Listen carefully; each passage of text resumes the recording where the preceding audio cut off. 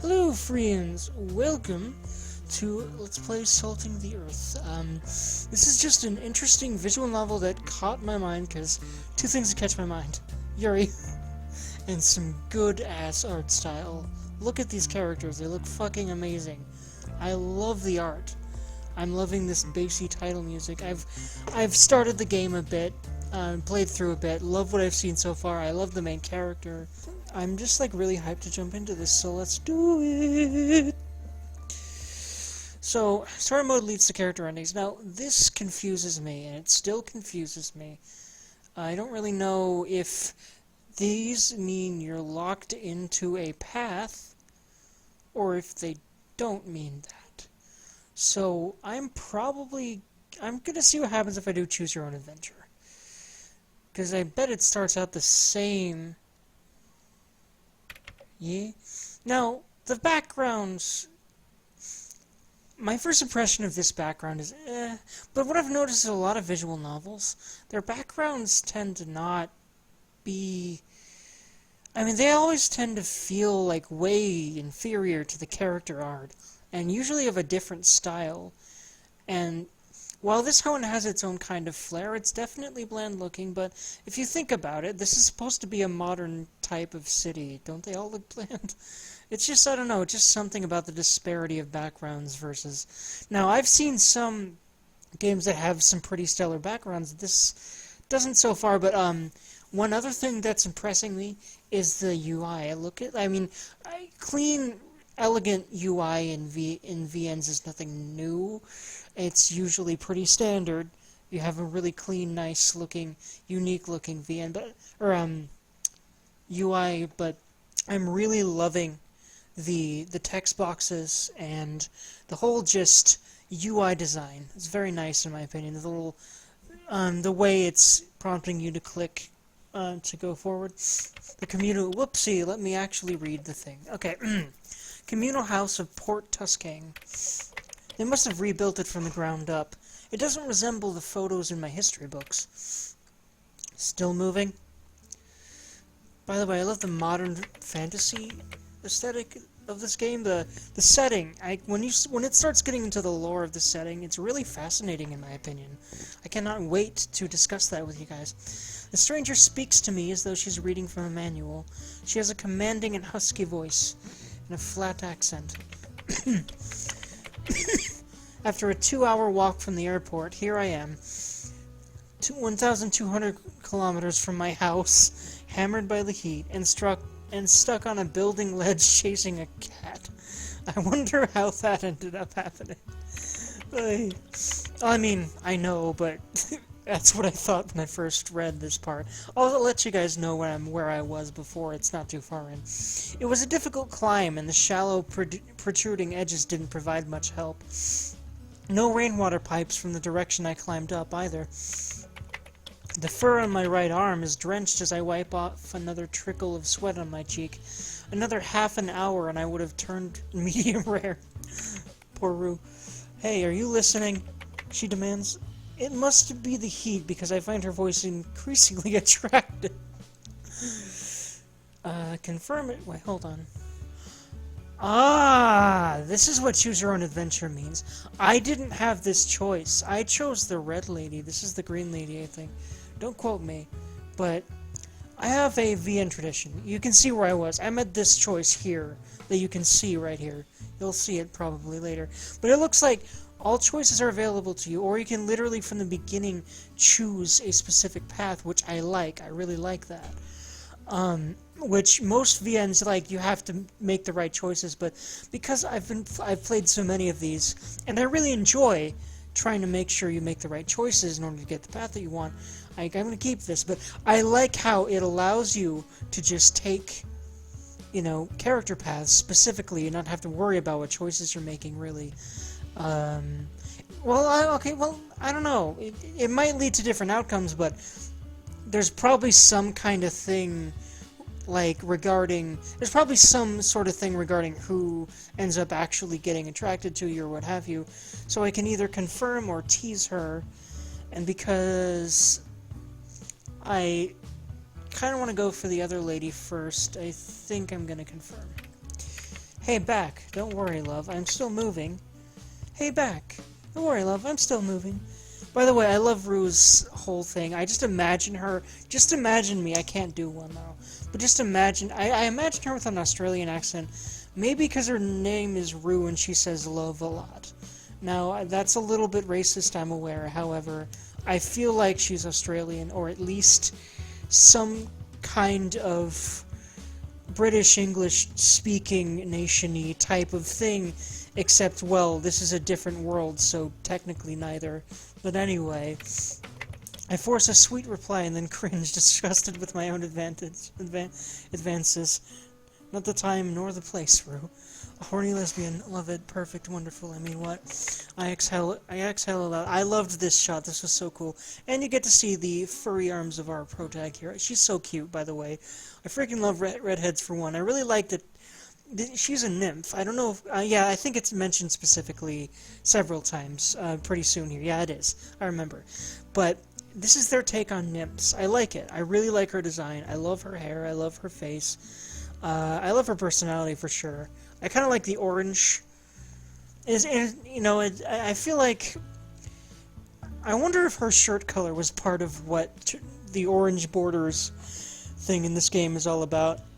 And I kind of feel like there's a big orange-red aesthetic in this whole game. I mean, look at this shot right here. It's interesting.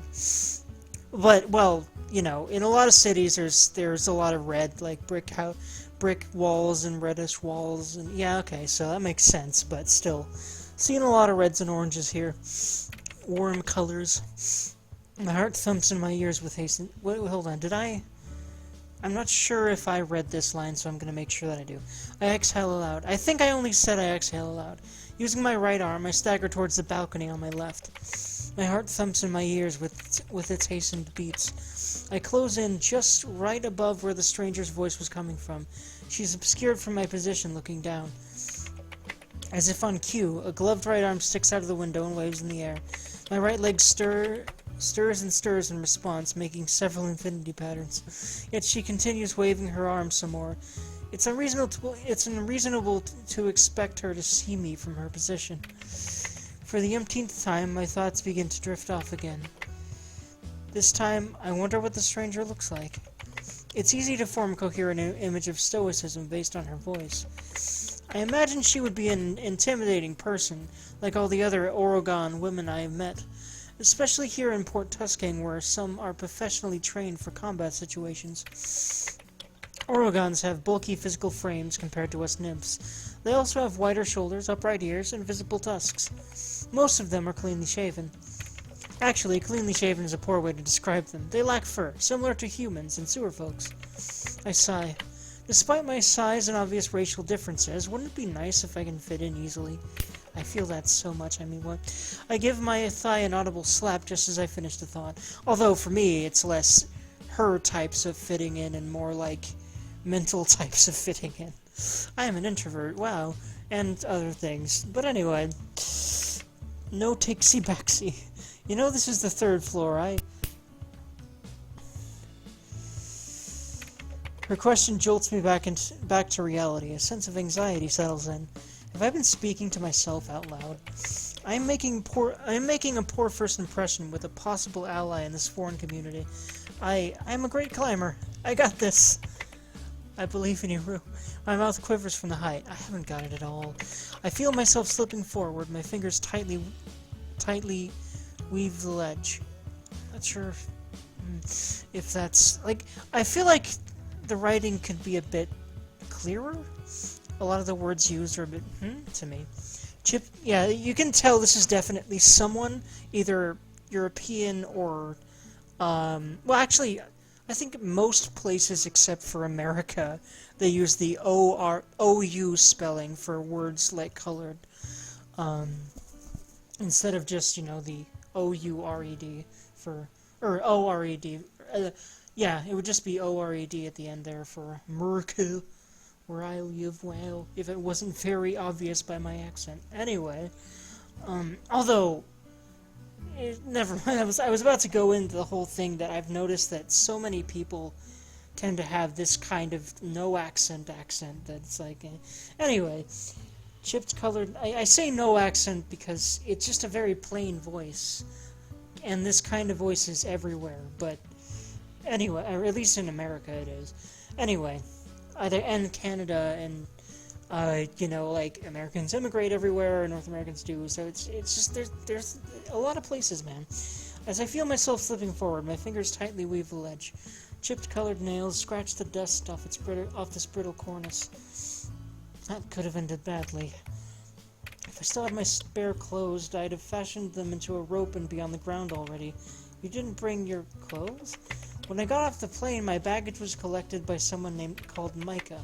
I was left with nothing except for my carry-on, which was confiscated while I was dealing with customs.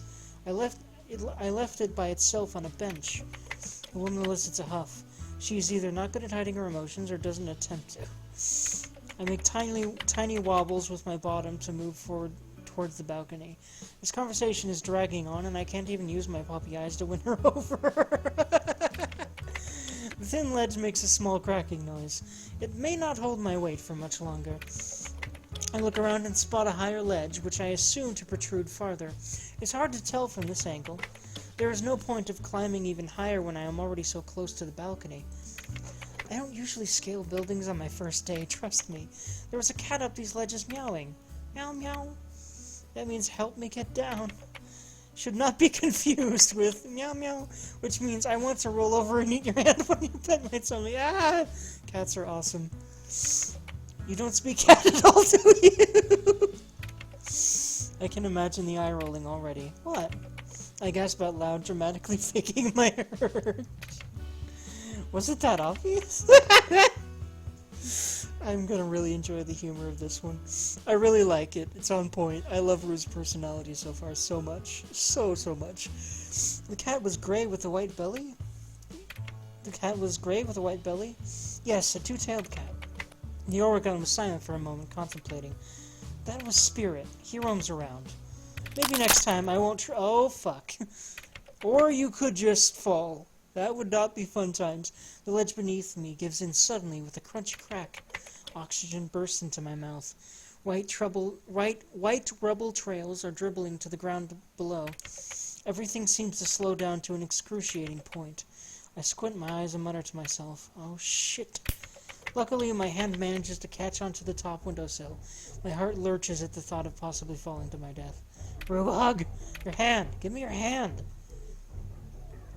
Ah, cute. Anyway, the stranger reaches out to me. At this angle, she appears to be kneeling on the bottom window stool with her other hand grabbing the panel casing securely. The bottom half of my body dangles heavily, pulling me towards the ground while my legs are propelled toward the window. Let's go. I got you. I give in. Just when I fall within her reach, her hand catches my arm and yanks me upward into her body. She slowly drops from the window stool to the ground, unfazed by our collective weight. Her arms still wrap around me securely. Ah, adorable. Ah, I love this shot so much. It's damn cute.